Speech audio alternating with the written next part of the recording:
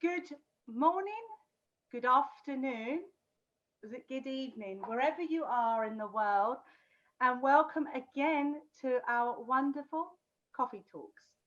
Guys, again, we have some amazing youth. This time we've headed over towards Singapore, where we have some wonderful, wonderful youth, and of course, our wonderful editor. But let me introduce myself. If you cannot remember me, I'm Alka Patel, based here in London, and I am a teacher and a heartfulness trainer. Let me pass it on.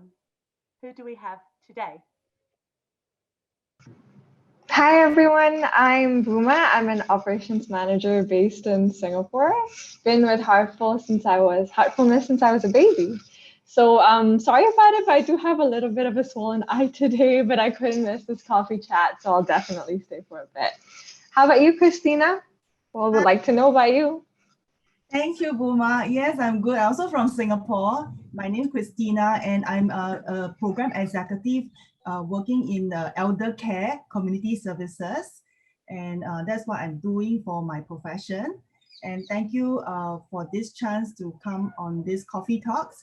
I also like to introduce, we have our editor for the Heartfulness magazine, and over to you, Miss Elizabeth. Thank you, Christina. Hi, everybody. It's wonderful to be back here again with all of you.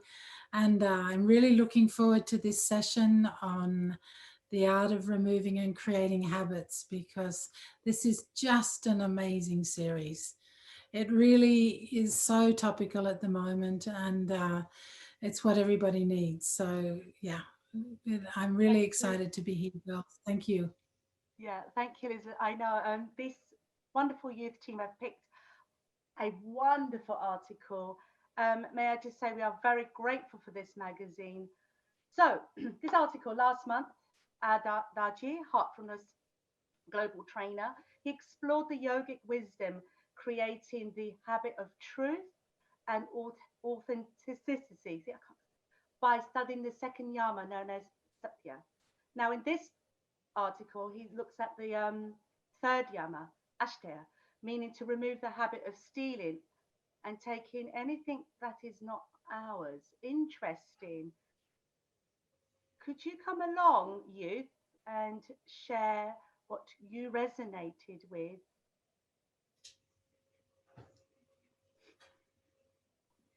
Can I have the next slide? Yes, for me, I actually think that taking more than what is rightful is also stealing. And if we hoard something that is not useful in the present, but we keep it for the future, that is also stealing. Because it may be useful and necessary to someone else when it is useless to us. Collecting for the future more than is necessary for the present is also stealing. In fact, when I read this article, I was kind of really surprised because I didn't know, I wasn't aware that if there are things that is not useful for the present, it also considers stealing. So in fact, knowing about heartfulness, meditation and heartfulness practices, I'm very, very new, like a baby. And I only started like 2 years ago from my husband's cousin introduced to me. And it's really a wonderful journey. Like I'm so busy with work and didn't really understand things that is cluttered in within myself. I wasn't sure, wasn't aware of it until I read this article. Was really an enlightenment for myself. Yeah. I definitely agree with that, Christina. I think we have especially seen that since this during the current pandemic, in fear of what would happen in the future, we started to stock our shelves without realizing that it's actually depriving someone else of their necessities. Therefore, I think one thing that I really appreciated is being minimalist and being very simple. It's something that I really respect when people especially practice this sort of behavior. So what are your thoughts about this, Elizabeth? Well, I love this. I mean, I don't know how many of you have seen Marie Kondo's series on TV, and I love what she does, because this is exactly what she's trying to tell everybody. She's saying, in your houses, with everything, make do with what you need, not what you want to accumulate, and look after it really beautifully. And one thing I remember is like the way my grandmother and my mother were when they were, you know, when I was young, because they grew up at a time, like my mother grew up after the First World War, before the Second World War. Sort of, she lived through the Depression and the Second World War. So people back then didn't have a lot of stuff. Like during the Depression, they had to make do with very little. And my father, one Christmas when he was a tiny kid, his mother made him cowboy pants out of Hessian sacks because that's all they had. And when you look at that and you think of our throwaway culture and how much we just take for granted that we can go into a supermarket and get stuff off the shelf, and if it goes out of date, we just throw it away, even if it's not used fully and all that sort of stuff. It's a complete opposite worldview. And I'm not saying that we have to be, you know, so austere that we go back to what was going on in the Depression, but I think there's something to be learned from that, you know, that if we can really take care of what we have rather than just accumulating more and more and more. So I've been practicing this a lot, especially since this article, and it makes you far more careful. I find that I'm more respectful of everything. I'm respectful more of my possessions, of looking after them well, the way I wash clothes, the way I, you know, don't use takeaway stuff. I always carry a coffee mug with me in my bag so that if I'm anywhere, I don't have to get takeaway stuff, all that sort of thing. It's just being cognizant of the fact that we don't have a right to steal stuff, actually. You know, we're imposing when we do. Yeah, and I know there's quite a lot in this article that he refers to many of the previous philosophers, and one of my favorite is my dad used to tell me this in his words is never have anything that you really can't afford. And I don't think he was talking about money. I think he was very simply saying, don't have too much, you don't need it. Um, I think one of you came out with another quote. Would we like to share the next one? Yeah. Yes, that would be me. I chose this quote because maybe I should actually read it out because it's super impactful.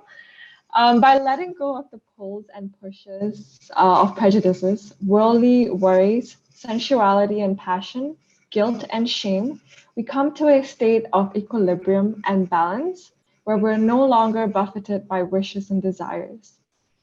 Now, I chose this because I went through a phase where I was enamored by fulfilling endless wishes and desires. And very honestly speaking, I think I still do react to those various states, although it's gotten a lot better.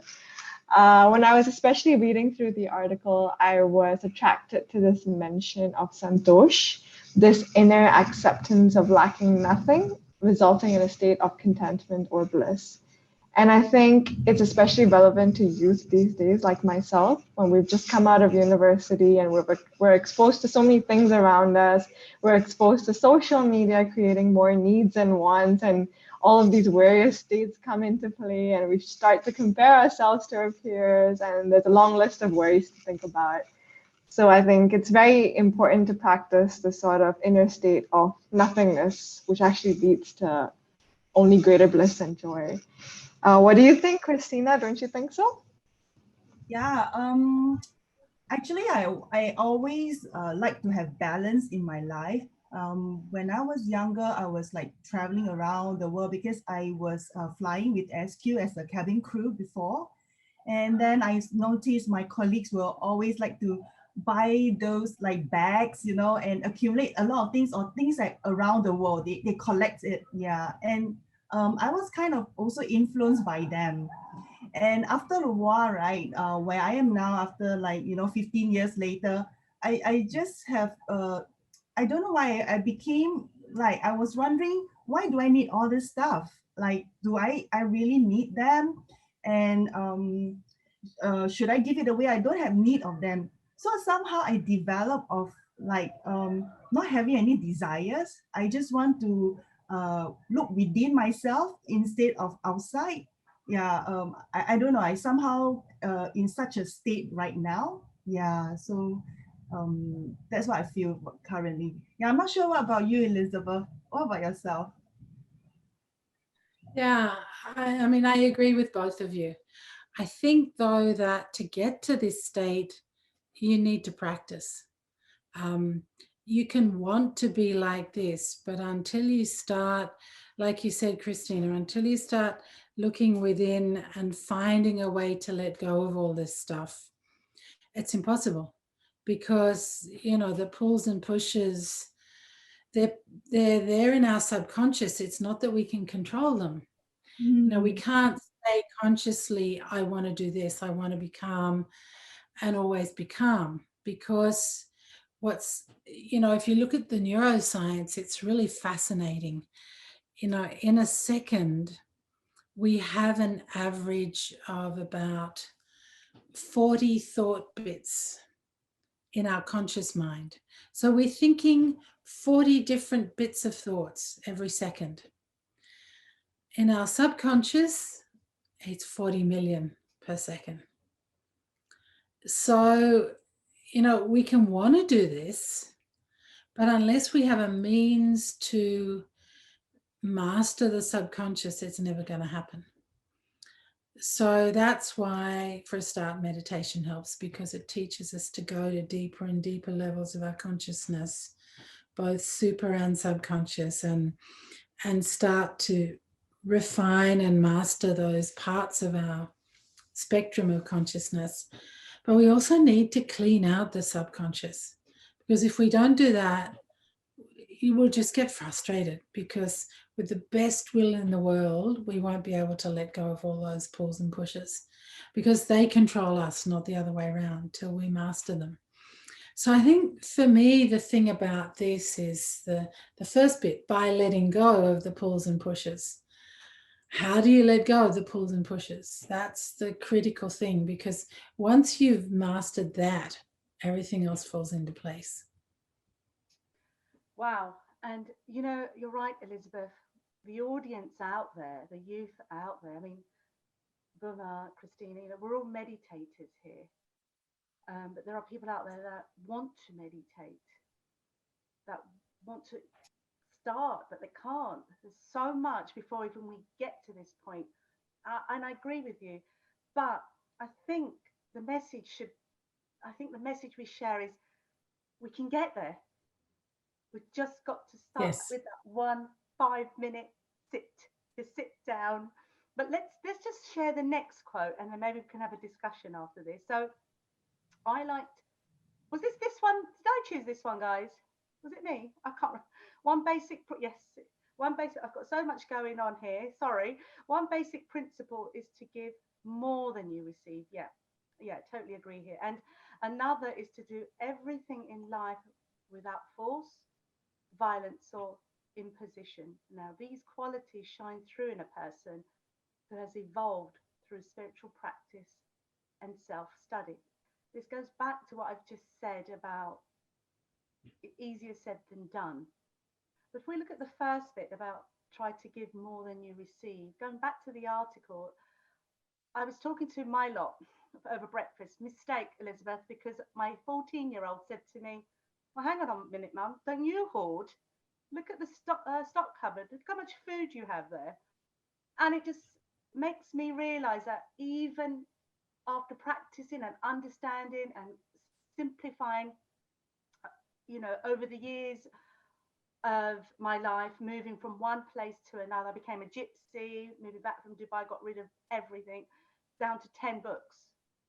And I was explaining this. They said, well, really, because look at the stock cupboard. My point is we've got to constantly think about, well, understand it at a deeper level. That's how I felt when I looked at this quote. Would you like to share, Christina? She's nodding away. Yeah, I was just thinking about when you were just sharing on that, like so many things, and you eat books, right? And then you only have 10 books. I collected a lot of books as well. I love to read. Yeah, and it's very difficult to part with them. And my husband keeps saying, please remove them. I say, no, they are my treasure. I haven't touched some of the books. I haven't opened that before. And to give them away, it's really internal fighting or challenge. But I learned about, when you talk about become 10 books, I just thinking about cleaning, like how to, it's not about emptiness or anything like that. But when I feel that when we are clean, right, then it's just feeling refreshing. That's what I feel. And especially I also start to learn, because everything sometimes I was thinking of chasing for something or meeting goals, reach certain milestones, right? I also realized that many of the things that we want to try to achieve is by force, you know. And I was just amazed when I came to learn about heartfulness practices. Um, I kind of learned about letting go. It's not easy, but I don't know how to explain. Maybe I was thinking, I know that like reading through the articles, I sometimes get nervous. Yeah, like what just now Elizabeth was mentioning that really need to practice. I find it really, really tough. Sometimes sit down for 5 minutes wasn't really that easy for me. So I was just curious that how did you able to start?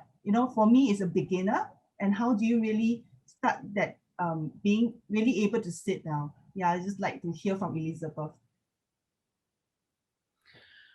Okay, so you're right. In the beginning, it can be quite difficult, and you don't need to be hard on yourself with this, because, like you said, if you try and impose it on yourself in a forced way, you often react. It's often worse than if you didn't do that, right? That's why in Heartfulness we have a lot of support, because for anybody to go inside, if we close our eyes now, for example, let's all close our eyes just for a minute and sit inside and just observe your thoughts. For a minute, just observe what's going on inside your mind.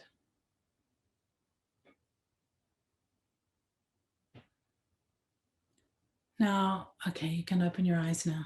Now, for most people, even that, to sit and close your eyes and deal with what's going on inside, even at the thought level, is a real challenge, because the mind is used to being all over the place, all at once.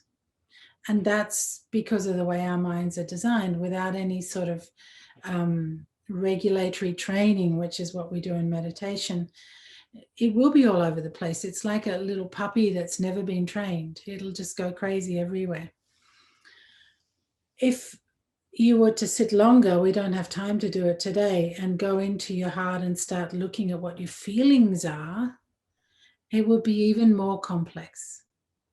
Because thoughts are one thing, but feelings are a whole nother level of existence. And in fact, they're what drive us. And they're complex in most of us.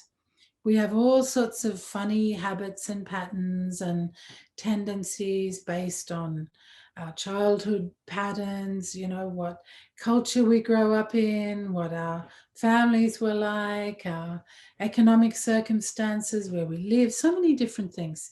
And that's not a bad thing. That's just the reality for all of us. Everybody has a childhood in a city or in a town or in a village or in a farm or wherever. And the feelings and the thoughts they have resonate with that.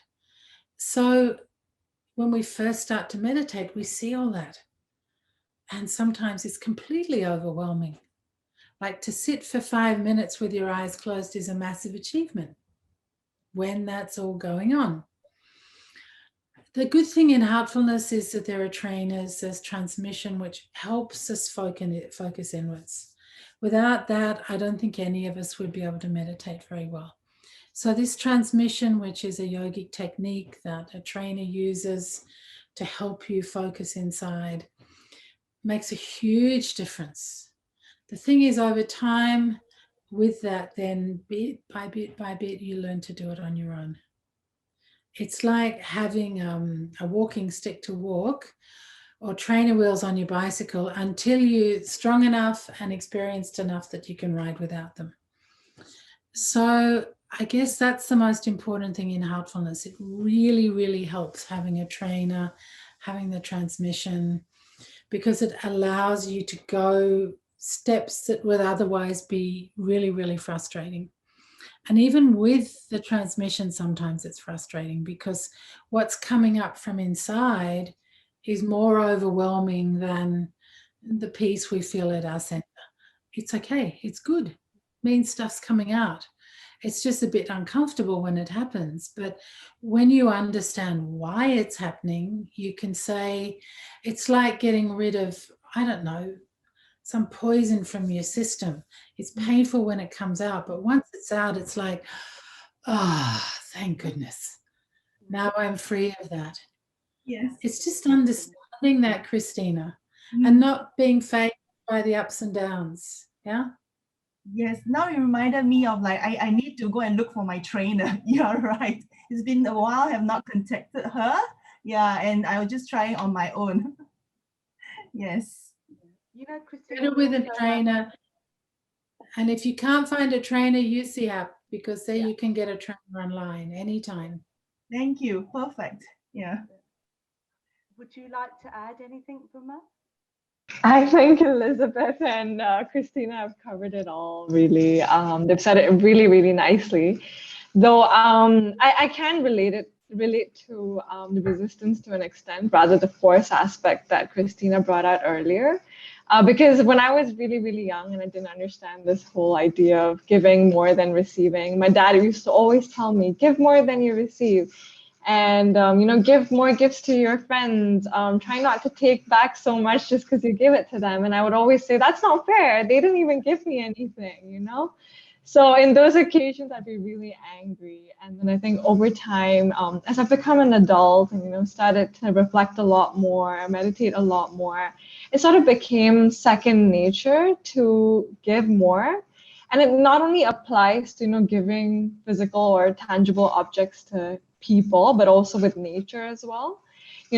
Keeping plants, nurturing the ground around us, keeping the environment healthy around us is also a way we can give back to the nature, the very Mother Earth that's been keeping us alive and has been giving us a world to live in, right? So yeah, definitely something that's hard to practice, but it can be cultivated over time.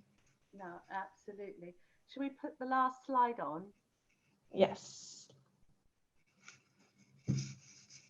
So this was, Elizabeth, would you like to read this for us, please? Sure. Yeah. If we are empathetic, compassionate, and loving, our presence will be of greater value. Others will be comforted. We will give more than we receive, and in that respect, we will become progressively more in tune with nature.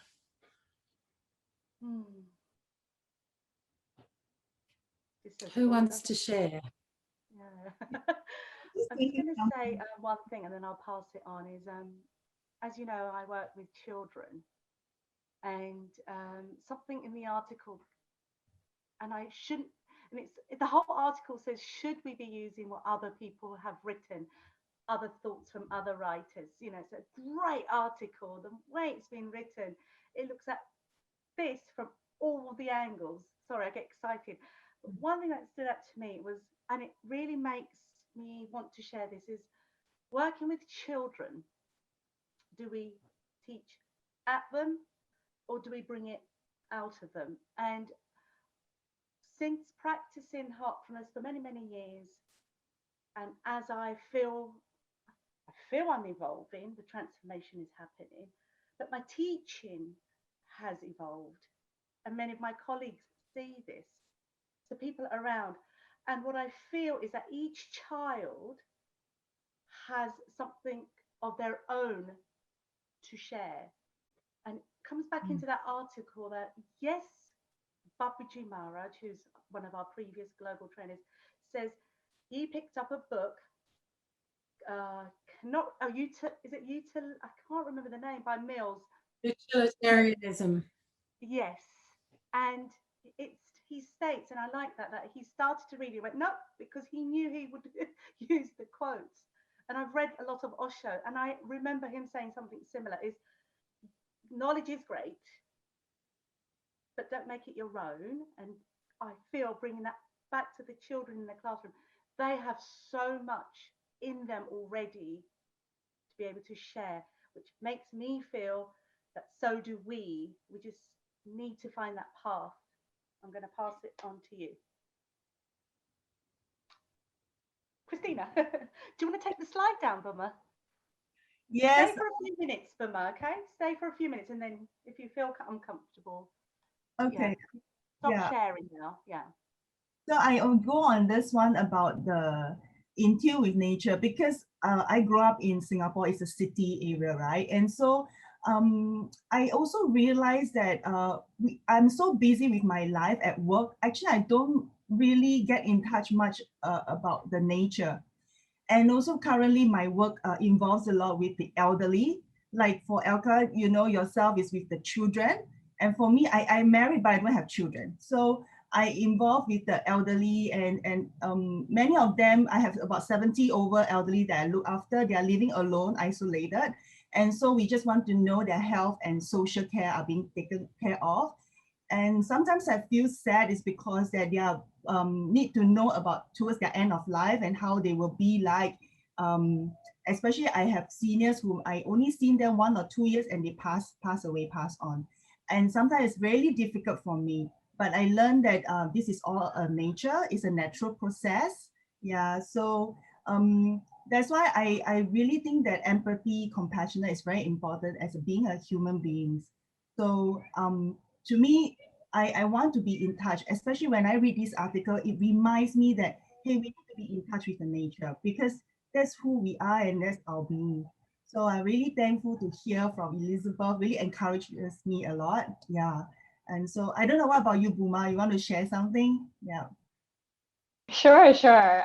No, I completely agree with that. But I guess before we start being compassionate and loving to someone else, I think it's really important to be loving with ourselves first, to really accept ourselves for who we are. Exactly right. And then it's only when you feel, empathetic towards your own self that you can start to show that to others around you. And that's when you can start to even reflect it to those around you.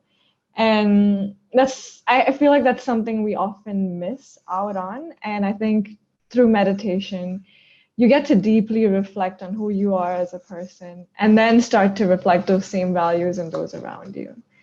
So yeah. But would love to hear from you, Elizabeth. And I'm probably gonna take a break because of my eye over here.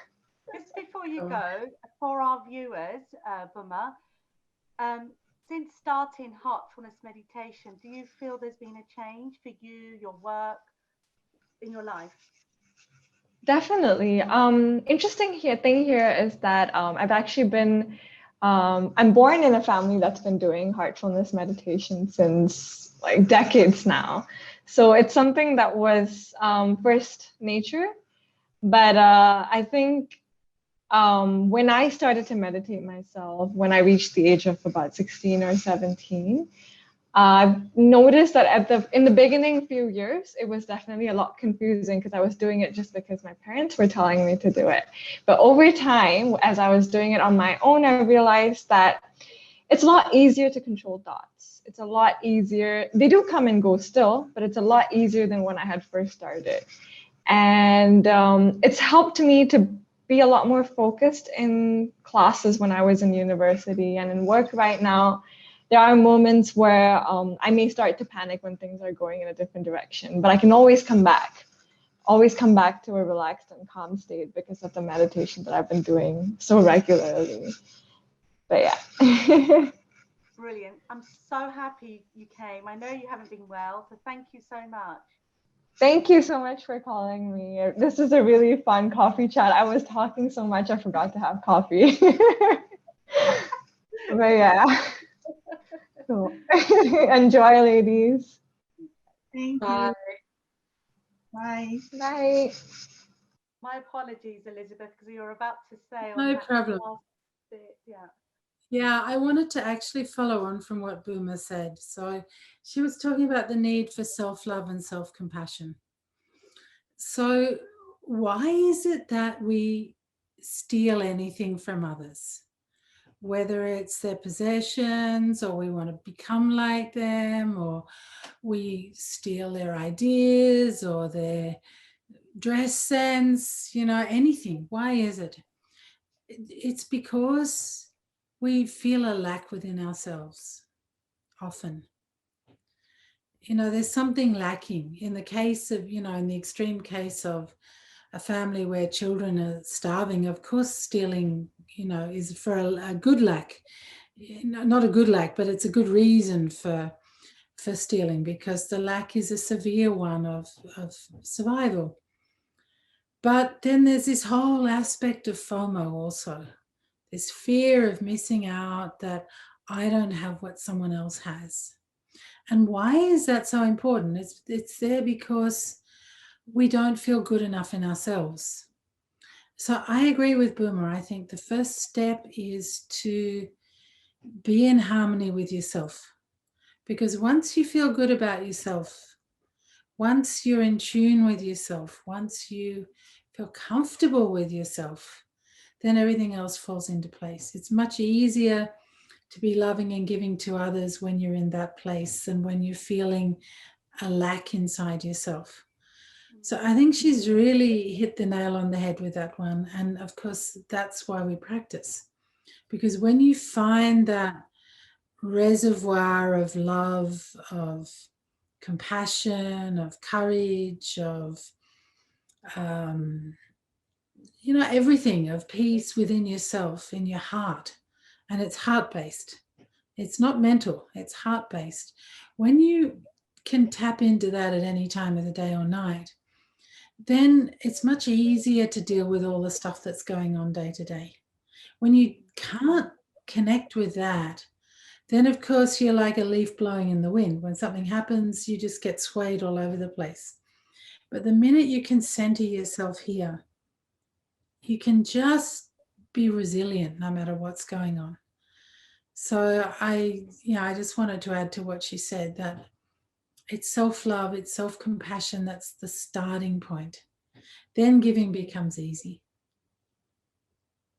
Yeah, and I agree, Elizabeth. And getting to understand that and doing that, I'm going to say easier said than done for some people. I don't want to talk about the youth in the United Kingdom, but I would like to ask Christina, the youth back where you are, what's going on through this pandemic? Is there a lot of suffering? I'm talking about the youth because there is in the UK. Here, I find that in Singapore, we are very much controlled, thanks to our government. And I think we are really blessed. As for the children, I find that we really have a lot. I really agree what just now Elizabeth was mentioning. Why do we keep so many things? Is because I remember my father was telling me at his time, they're not able to have a lot of stuff, they were poor and that kind of stuff. And now after some time, they're able to earn, and they just want to keep things so that, just in case I need it, I may have use for it, feeling lack and also fear of missing out. I know that the young children here, they are very fear of missing out. When someone have mobile phone, the school students, even they're in the primary school, they must have mobile phones. Yeah, if not, they will look weird, that kind of stuff. Yeah. So I do find it's very true. But for us, we are in that race, right? Somehow we kind of lost our path. We cannot even differentiate, which is kind of sad. So I'm really happy for what Heartfulness is doing. And I also know that in Singapore here, we know a lot about mindfulness. But then when I hear about Heartfulness from the heart, like just now what Elizabeth was sharing, right? Not many people in tune with their own how the heart they feel. A lot is in their mind. Yeah, the only thing what they want to achieve, what they want to get, but I don't know. I just find it something different.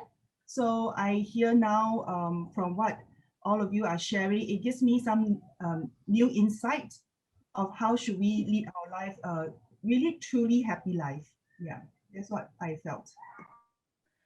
And also, I mean, the work you're doing, Christina, working with the elderly, I've done that in the past. We used to have businesses in the care home here, and for me that was a huge reward. I'm working with both spectrums. This compassionate, this love, forgiving, as this article says, give more. It should come naturally, right? Not, so going back to how do we then do that naturally? I know it all comes down to, for me, if I sit, I meditate, I do my cleaning, the whole cycle of our practice of heartfulness meditation. But there are people out there that may not have time. Elizabeth, Christina, what do you feel we can ask them to do? Well, you know, if you can practice heartfulness, it will help enormously, because real generosity of the heart only actually comes when all the chakras in the heart, all 5 of them, are opened up and fully purified, and the journey through them all is done. That's the real definition of generosity of heart. It only comes through that process. This is more now the science, the yogic science of spiritual anatomy of the chakras. So I'm just saying that because, you know, there is a scientific component of it. You can want to be generous, but until that process has been done, it's not actually possible to have that real generosity of heart. So that's the first thing. But as you said, not everybody wants to meditate or can meditate. So what to do? A simple thing is to start with just some basic self-compassion practices. And a really good one is just in the morning when you get up, and you can put it on a post-it note and post it on your fridge or on your bathroom mirror or anywhere you want to. Just ask yourself, what do I need right now? What will address my needs, my emotional needs, my physical needs, my mental needs, my spiritual needs? And if you do that every day, even for just 5 minutes while you're cleaning your teeth and getting yourself ready for work or whatever you're doing, already you're going to start to focus on other aspects of yourself than, as Christina said, just the day-to-day living aspects. And it's a great start, because already you're bringing attention to other dimensions of your being. So if you can't meditate, try and do that at least. I think it'll help a lot. Yeah, I actually do have a question because living in Singapore, right? Everybody just earning their own living and just want to settling in, like pay their bills and that kind of stuff. And I noticed many, even they are very well to do, they have anxiety problems. So Yes. yeah, so do you know any way to actually help people who have anxieties, worries?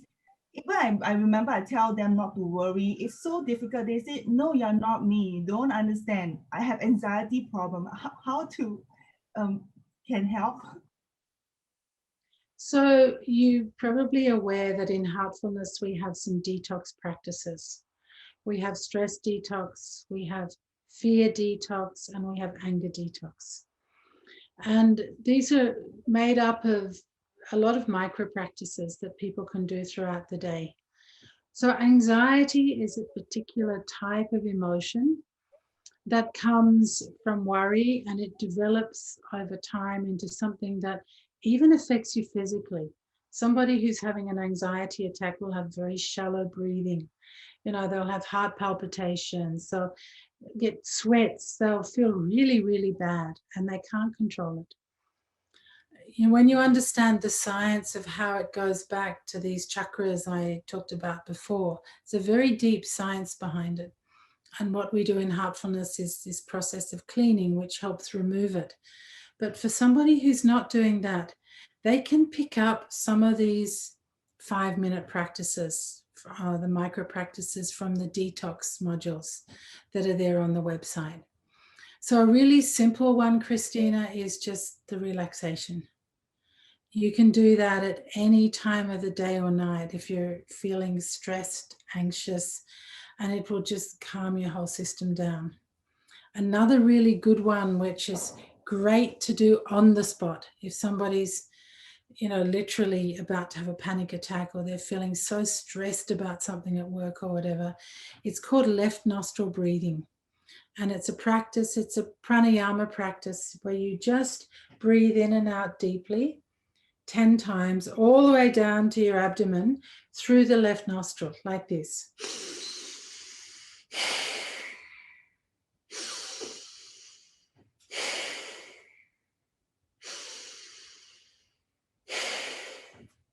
So if you do that 10 times deeply, full breaths, what it does is it activates your parasympathetic nervous system, which is your rest nervous system.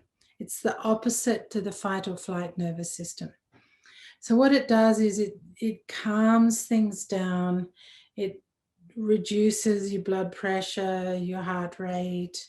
It brings the hormones into play in your system that are more restful, etc. So there's a few micro practices like that that are very helpful. There's another one that we call the Ocean of Peace practice, which is a simple, short cleaning that can be done to remove strong emotions. That's there also. And there are videos for all these, so you don't need to do them on your own. You can give them to somebody and they can do them with the video guiding them, so that they can just sit and listen and do the practice.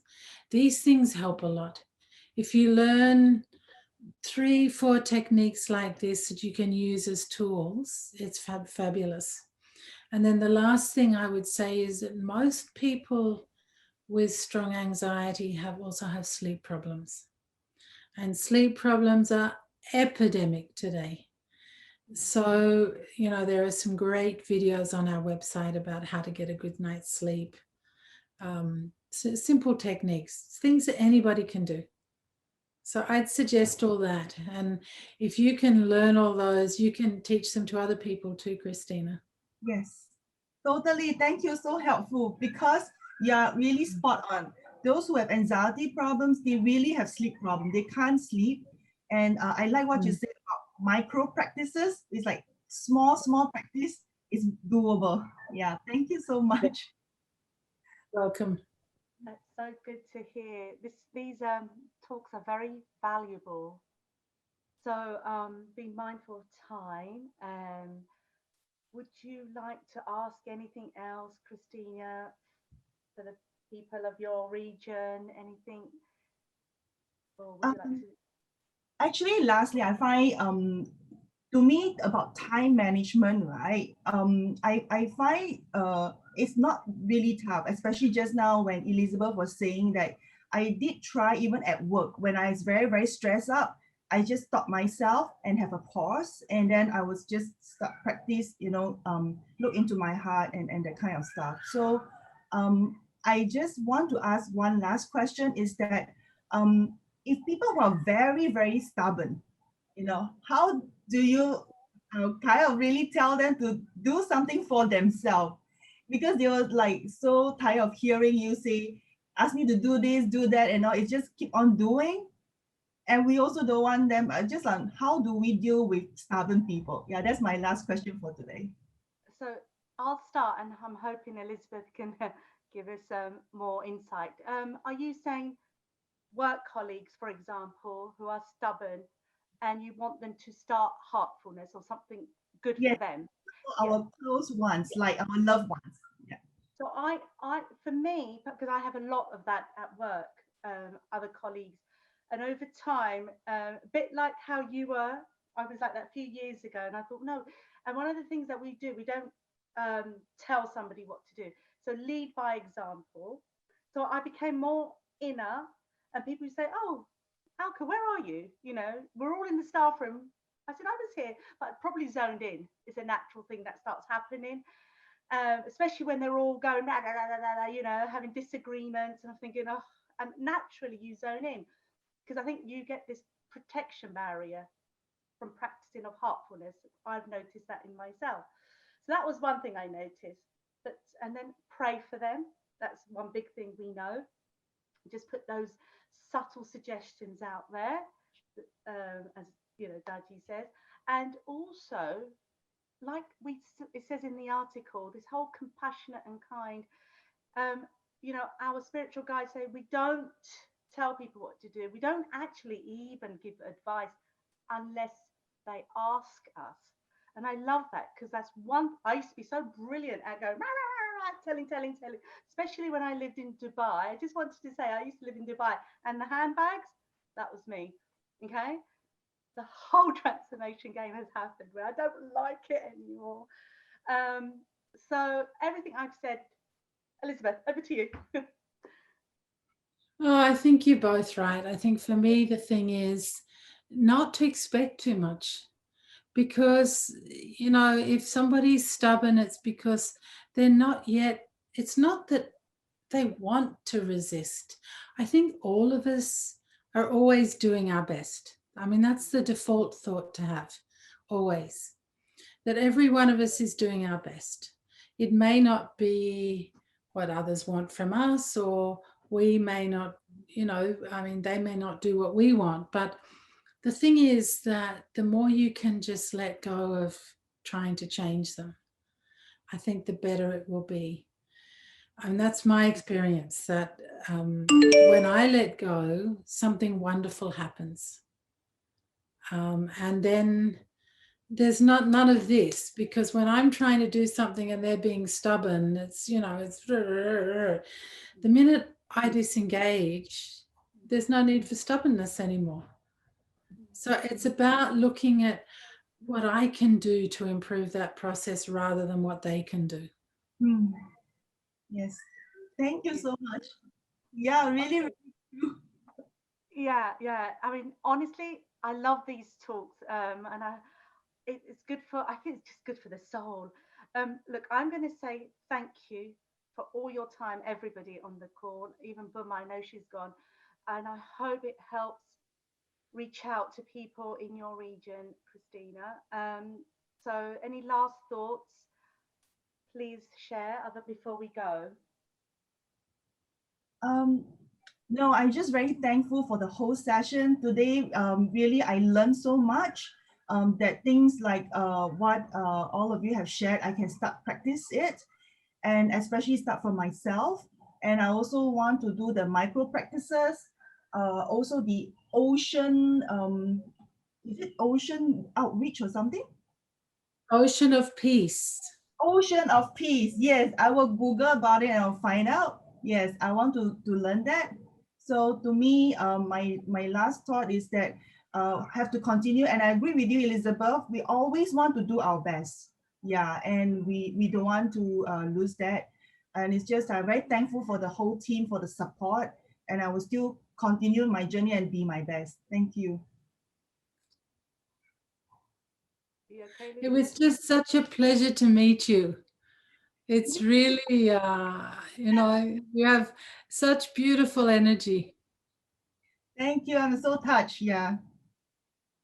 And always with you, Alka, the same. Thank you, Alka. Yeah. I'm very grateful, and thank you.